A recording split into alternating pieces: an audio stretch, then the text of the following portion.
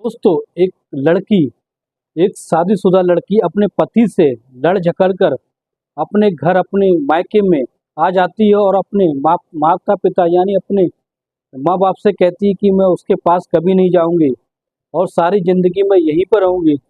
जब ये बात उसके माँ बाप सुनते हैं तो उनके पैरों के तले की जमीन खिसक जाती है और कहते हैं, बेटी ये तू क्या कह रही है?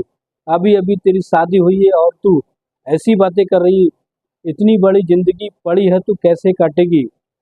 तो वो कहती है कि मेरे पास कुछ पैसे हैं, उन पैसों की मदद से मैं कोई काम धंधा कर लूँगी, मैं उसके पास नहीं जाऊँगी। इतना कहते हुए दोस्तों फिर अपने माँ बाप की बात को वो नहीं मानती है और अपने मायके में रहने लगती है। दोस्तों फिर क्या होता है, कुछ दिन के बाद उसके मोबाइल पर एक ऐसा मैसेज आता है जिससे उसकी ज़िंदगी का रुख बदल जाता है। नमस्कार दोस्तों, क्राइम स्टोरी में आपका स्वागत है। मैं अफसर सिद्दीकी। अगर आपने हमारे चैनल को सब्सक्राइब नहीं किया तो सब्सक्राइब जरूर कर लें ताकि हमारा मोटिवेशन है जो बना रहे। दोस्तों, एक महिला, एक शादीशुदा लड़की जिसकी अभी जल्दी हाल ही में शादी हुई थी, वो अपने पति से लड़ झगड़ कर अपने घर पर, अपने मायके पर आ जाती है और अपने माँ बाप से कहती है कि मैं यहीं रहूँगी, सारी ज़िंदगी यहीं काटूंगी। और जब ये बात उसके माँ बाप सुनते हैं तो उसको डांटने फटकारने लगते हैं और कहते हैं कि सारी ज़िंदगी तू अपने पति के बगैर कैसे काटेगी, कौन तेरा खर्चा करेगा? ये सुनकर वो लड़की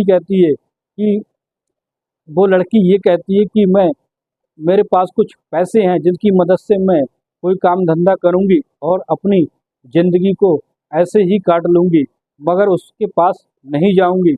लेकिन दोस्तों कुछ दिन के बाद उसके मोबाइल पर एक ऐसा एसएमएस आता है जिससे उसकी ज़िंदगी बदल जाती है दोस्तों, जिससे उसकी ज़िंदगी ऐसे मोड़ पर लाकर खड़ी हो जाती है जिससे वो कहीं की नहीं रहती। दोस्तों एक मैसेज आता है, उस पर लिखा होता है कि आप 25 लाख की लॉटरी जीत चुकी हैं। जब वो उस महिला के पास मैसेज आता है, मैसेज के बाद फिर उसके पास कॉल आती है। कॉल आने पर जब उसकी बातचीत होती है तो उस महिला से वो कहते हैं कि मैडम अ, आपने लकी ड्रा में 25 लाख की लॉटरी को जीत लिया है और आपको ये हम 25 लाख की लॉटरी जो है आपके बैंक अकाउंट में ट्रांसफ़र करने जा रहे हैं। इसमें थोड़ी सी फॉर्मेलिटी है, इसको आपको पूरा करना है। तो वो लड़की बहुत खुश हो जाती है और कहती है, इसके लिए मुझे क्या करना होगा? फिर वो कहते हैं कि तुम्हें एक छोटा सा प्रोसेस करना होगा। प्रोसेस में एक एप्लीकेशन फॉर्म भरने के लिए आपको फीस जमा करनी होगी। लगभग वो शुरुआत करते हैं लगभग 600-700 रुपये से। आपको 700 रुपये जमा करने होंगे। तो वो लड़की कहती है कोई बात नहीं, मैं 700 रुपये आपके खाते में ट्रांसफ़र करा देती हूँ। और वो एक पास ही जन सेवा केंद्र पर जाकर 700 रुपये उसके खाते में ट्रांसफ़र करा देती है। ट्रांसफ़र होने के बाद फिर उसके पास दोबारा से कॉल आती है, मैडम आपके खाते में पैसे ट्रांसफ़र होने में कुछ समय लगेगा और इस प्रक्रिया को आगे बढ़ाने के लिए आपको हमारे बैंक अकाउंट में कम से कम 20 से 25 हज़ार रुपये जमा कराने होंगे, जिससे हम आपका जो लॉटरी है उसको अप्रूवल करके आपके खाते में भेज सकें। तो महिला परेशान हो जाती है और कहती है, आपने कहा था कि उसके लिए कोई कैश यानी कोई पैसा नहीं देना होगा उस लॉटरी को प्राप्त करने के लिए। लेकिन धीरे धीरे वो उस महिला को अपने जाल में फांसते जाते हैं और इस तरीके से फिर उसको 25 हज़ार किसी न किसी तरह उससे 25 हज़ार अपने खाते में ट्रांसफ़र करवा लेते हैं। फिर वो लड़की के पास फिर कॉल आती है, उससे कहते हैं, तो वो लड़की कहती है मैंने 25 हज़ार जो आपके खाते में ट्रांसफ़र कर दिए, अब मेरी जो 25 लाख की लॉटरी है आप उसको जल्द से जल्द भेज दो ताकि मैं कोई ना कोई काम कर लूँ। मैं घर पर अकेली हूँ, मेरा कोई नहीं है। इस तरीके से दोस्तों फिर जो महिला को अपने जाल में इस तरीके से वो फांस लेते हैं, धीरे धीरे करके पैसे निकलवाते रहते हैं। फिर दोस्तों एक समय ऐसा आ जाता है कि जो उस लड़की के पास शादी के गहने रखे थे वो सारे गहने बेचकर लगभग लगभग 5-6 लाख रुपए वो उन फ्रॉड के खातों में डलवा चुकी थी। अब उसके पास कोई चारा नहीं रहा था दोस्तों।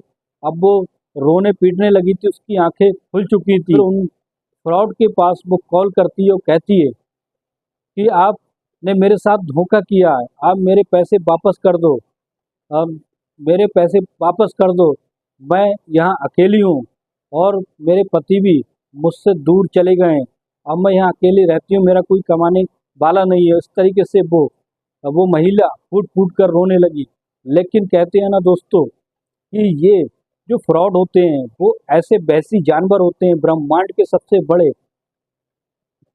इस ब्रह्मांड के सबसे बड़े राक्षस होते हैं। उनके दिल में कोई भी रहम नहीं होता है और उनके सामने किसी की क्या परिस्थिति है, कौन गरीब है कौन क्या है, उन्हें कोई मतलब नहीं, उन्हें सिर्फ पैसे लूटने से मतलब होता है। दोस्तों फिर वो महिला ज़्यादा गड़गड़ाने लगती है तो वो उनके दिमाग में एक प्लान आता है और वो कहते हैं कोई बात नहीं, हम आपके पैसे जो हैं वो वापस कर देंगे और इस तरीके से तुम्हें एक काम करना होगा, हम आपको हम आपको देखना चाहते हैं। तो वो लड़की कहती है, महिला कहती है कि आप मुझे देखना चाहते हैं, क्या मतलब है? तो वो कहते हैं हम आपको नग्न अवस्था में देखना चाहते हैं। अब अपनी वीडियो को बिल्कुल नग्न अवस्था में ऐसी वीडियो बनाएं और हमारे मोबाइल पर व्हाट्सअप कर दें। इस तरीके से वो लड़की होती है उनकी बातों को मान लेती है और बाथरूम में जाकर एक एक कपड़े को निकाल देती है और अपनी न्यूड वीडियो बनाकर उनके व्हाट्सएप पर सेंड कर देती है। लेकिन फिर दोस्तों उसकी मुश्किल अब और ज़्यादा बढ़ने लगी थी, अब वो और ज़्यादा मुसीबत के घेरे में आ चुकी थी। तो दोस्तों मुसीबत के घेरे में आ चुकी थी। अब वो क्या करती है, अब दोस्तों फिर उसके पास कॉल आती है और वही वीडियो उसके पास वापस भेजी जाती है और कहते हैं अगर तुमने हमें और पैसे नहीं दिए तो हम ये तुम्हारी वीडियो को व्हाट्सएप पर, सोशल मीडिया पर, हर जगह पर वायरल कर देंगे, जिससे तुम्हारी इतनी बदनामी होगी, तुम समाज में रहने लायक नहीं रहोगी। तो वो लड़की कहती है, हाथ पैर जोड़ने लगती है, रोने लगती है, गिड़गिड़ाने लगती है, लेकिन उन बहसी जानवरों को उस पर तरस नहीं आता है। इस तरह से वो बहसी जानवर, बहसी दरिंदे उस लड़की को अपने प्रेम जाल में, अपनी जाल में इस तरीके से फांस चुके थे कि उससे जो करने के लिए कहते वो करने के लिए तैयार हो जाती है। अब वो महिला इतनी ज़्यादा, वो लड़की इतनी गिड़गिड़ाने लगती है और कहती है कि मुझे अब तुम्हारे पैसे भी नहीं चाहिए, जो मैंने पैसे तुम्हें दे चुकी हूँ वो भी नहीं चाहिए, लेकिन ये वीडियो जो है आप सोशल मीडिया पर इसको अपलोड मत करो, इसको मत डालना, इससे मेरी बहुत बेइज्जती होगी। तो वो फिर क्या कहते हैं दोस्तों, फिर कहते हैं कि तुमसे हम मिलना चाहते हैं और इस तरीके से वो होटल का नंबर दे देते हैं। एक होटल के कमरे का जब नंबर बता देते हैं तो वो महिला पहुंच जाती है।